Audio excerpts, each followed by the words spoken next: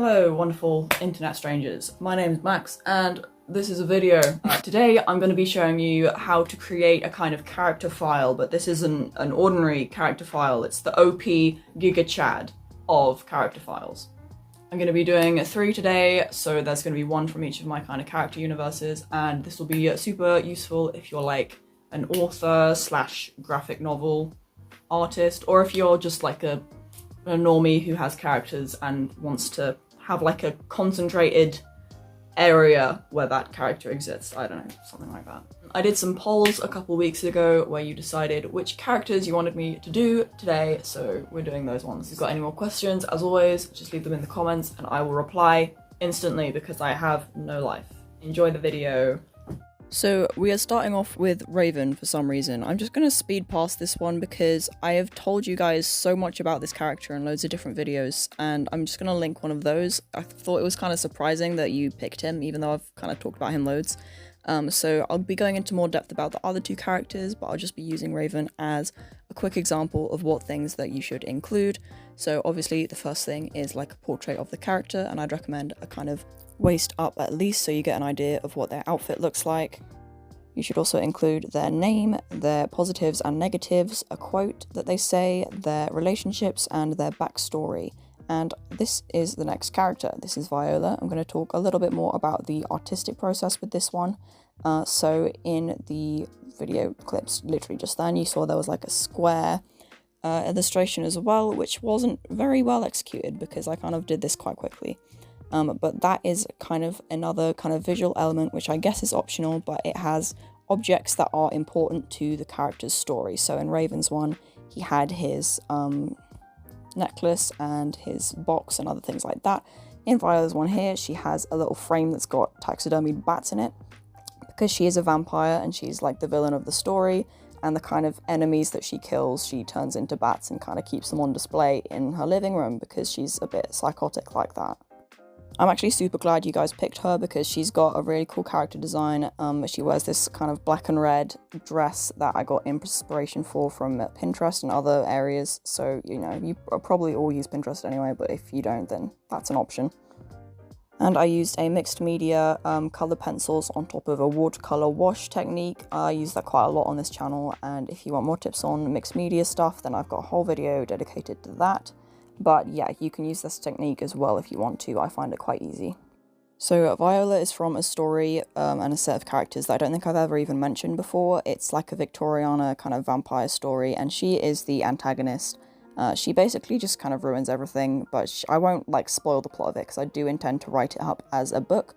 But basically she kind of manipulates the main character called Enoch, who is her kind of vampire offspring. So they're not blood related, but she turned him into a vampire, and so she is kind of his like master and his kind of mentor, except she's kind of evil. She is one of the most ancient and powerful of the vampires. She is kind of like 4,000 years old, and that makes her feel like she's kind of better than everyone else because, like, I mean, she is more powerful than everyone. In my kind of vampire lore, the older you are, the more like abilities you have and the less weaknesses. So for example, both she and the main character can walk around unharmed in the day because they're just like so old and buff. If you want to, you can add a kind of abilities box to your character profile if it's relevant to your story. I didn't because one of the characters I'm using today like literally doesn't have any, and Raven also kind of doesn't have any. I mean, he does, but it's kind of like it's a secret, so I can't tell you about it. I was really pleased with how the portrait went, but this like square thing in the corner here was just really bad. The bats especially just look really derpy and silly, but I wasn't rushing it. I was just kind of, you know, trying to do it quickly because I had a lot to get done for this video. And right, so we're moving on to the next character now, and this character is Ace, who I have talked about like a lot. That wasn't grammar. I've talked about him a lot on the channel. He's kind of one of my main characters, one of my original first characters that I ever made. And this is where I'm going to tell you a little bit more in detail about the kind of written elements, because he's a character that I've already talked about already, so I'm not too worried about kind of spoiling the plot of the novel that he's from. Another thing I kind of forgot to mention earlier is when you write their name on it, you could try and like copy how you think their handwriting would look like, which is what I've done, but that's like optional, obviously. And for Ace's quote, I've actually not started writing anything on the book that he's from yet, so he doesn't actually have any official quotes, so I did have to kind of just make something up off the top of my head, whereas the other 2 books I have started writing, so I already had stuff I could use. And the whole plot of the book that he's from is this group of kids who are kind of like 16, 17 years old, who are forced to go to this kind of Catholic boarding school in America, and they're all from different places around the world. And the school is effectively a conversion camp, and that's why I've not really started writing it yet, because that's something that I want to do a lot of research on to make sure that I'm getting it accurate. But I'm just going to read out all of the details to give you a good example of what the sort of things is that you should write. And I'm just going to read it as I write it out, so this might be a little bit difficult. Right, so his positive traits: he is confident, cheerful, stylish, brave, talented, hardworking, charismatic, and pretty. He is also self-centered, close-minded, envious, selfish, a gossiper, loud, bad listener, and a short attention span.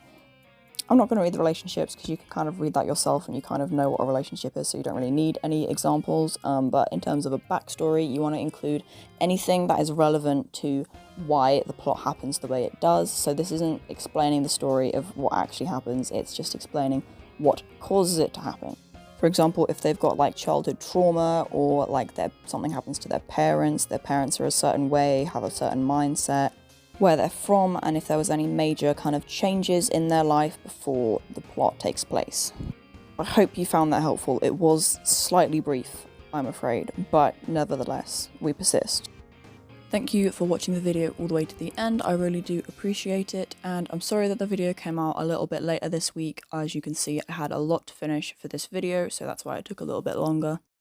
Let me know if you want to hear more about these characters, and as I said, I will be linking all of the videos to do with Raven if you want to hear more about him. And also feel free to tell me about any of your own characters in the comments as well. I hope you have a good week, and I'll see you next time. Goodbye.